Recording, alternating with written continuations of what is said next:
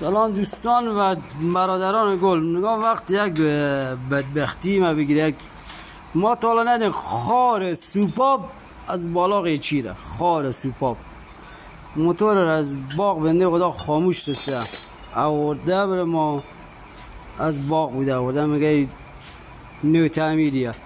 خار نگاه از کجا قیچیره. خار تا حالا ما ندیدیم خار از وسط قیچیره. چه جنسای ما بی کیفیت رفته واقعا که بیا حالا یک بنده خدای میکانیک بگن آی مقصر او بوده یا یکی دیگه.